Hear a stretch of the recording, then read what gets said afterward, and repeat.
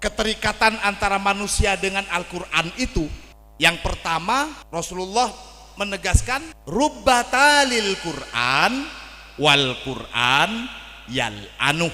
Berapa banyak orang-orang yang suka baca Al-Quran tapi justru Al-Quran melaknatnya. Mereka itu adalah kaum fasik, menjadikan bacaan Al-Quran sebagai hujah-hujah nafsiyahnya, hujah-hujah hawa nafsunya. Mereka fasik. Ada juga yang kedua, para pembaca Al-Quran tapi sekedar keluar dari hanajir, istilahnya Rasulullah itu, tenggorokan. Mereka itu kaum munafik. Benar yang dihujahkan di dalam Al-Quran, tapi munafik, dia tidak melakukan apa isi dalam Al-Quran. Na'udzubillah. Untuk model pembaca Al-Quran yang kedua ini, ulama-ulama Thariqah itu banyak menyatakan baca sholawat lebih baik dari baca Al-Quran. Nah, itu istilah untuk dua tahapan ini.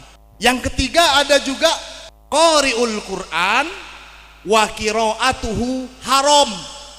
Orang yang membaca Al-Quran tapi bacaannya itu haram. Dijelaskan siapa mereka yang bacaannya haram itu? Adalah mereka yang membaca Al-Quran tanpa atau yang menggunakan lahan. Lahan itu kalau bahasa kita tidak pakai i'rab. Contoh alhamdulillahirabbil alamin dibaca alhamdulillah, itu tidak pakai i'rab. Haram bacanya seperti ini. Tapi untuk yang model seperti ini hampir tidak ada Al-Quran tanpa harokat. Kita sudah terbebas. Insya Allah semua Al-Quran sudah ada harokatnya, sudah bacaan i'rabnya benar. Dan itu untuk pengi'raban itu sudah ada tim khusus. Meskipun ada sebagian dari bacaan Al-Quran yang berbeda, itu sudah ikhtilaful qiraah, tapi tidak lahan. Yang keempat adalah qari'ul Quran wa qira'atuhu makruhah. Orang yang baca Al-Quran tapi bacaannya itu makruh. Siapa mereka?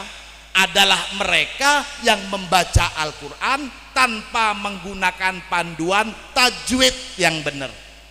Maka membaca Al-Quran dengan tajwid, jawadai jawidu, tajwid itu memperindah bacaan. Tentu mana panjang mana pendek, jangan asal tabrak.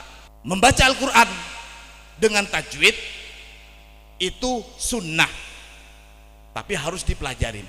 Yang kelima, mutata'ti fil qiraah dalam istilah Rasul adalah mereka yang membaca Al-Quran yatata'ta fil qiraah. Yatata'ta ini yang masih terbata-bata, masih sangat sulit, atau yang menghafal itu masih deresannya untuk mengulang murojaahnya itu sulit sekali. Anak-anak kita yang ada di sini mungkin sudah dikukuhkan, tapi bisa jadi anak-anak kita ini masih dalam tahapan ini. Meskipun sudah dikukuhkan, jangan lantas harus lancar sebagaimana orang hafal Quran. Tidak. Dari sinilah mereka tadi minta doa ke kita, doakan kami akan banyak fase-fase atau tahapan yang harus kami lalui agar bisa menjadi mahirul Quran, di atasnya lagi hamilul Quran, dan yang paling atas ahlul Quran. Amin Allahumma amin. Akan semakin berat tantangannya mereka yang sudah dikukuhkan itu. Kalau panjenengan kemarin waktu mendaftarkan ke sini, saya nyatakan siap mewakafkan anaknya untuk Al-Quran, panjenengan siap. Mewakafkan anak untuk Al-Quran artinya tidak boleh ada kepentingan yang mengalahkan kepentingan Al-Quran, termasuk juga kepentingan keluarga. Maka tadi Said bilang mewakili banyak keluarga-keluarga atau orang tua yang masih tambeng saja izin, sudah nggak boleh izin. Bismillah-mudahan diridai oleh Allah Subhanahu wa taala. Tinggal panjenengan nanti bisa, khususnya yang di wisuda ini, gimana caranya biar dapat ridho dari Yai Fahim dan Neng Hanif. Terserah diatur gimana itu biar dapat ridho dari Yai Fahim. Mudah-mudahan Yai Fahim dan Neng Hanif meridhoi putri-putri panjenengan. Di atasnya mutata'ti ini adalah mahirul Quran. Nah mereka itu sudah lancar ketika sudah deres, murojaahnya itu mudah, mahirul Quran. Di atasnya lagi hamilul Quran, hafalannya bagus, murojaahnya gampang, bacaannya gampang, serta kehidupannya itu. Kelompok-kelompok seperti ini dia akan merasa sangat berdosa ketika satu malam terlewat tanpa tahajud sambil murojaah. Ini tanda-tanda mereka. Dan yang terakhir, tentu tahapan hubungan antara manusia dengan Al-Quran yang paling tinggi adalah ahlul Quran. Bisa dibayangin bagaimana untuk secara syariat bisa sampai ke tahapan ahlul Quran setelah melalui tahapan-tahapan tadi itu.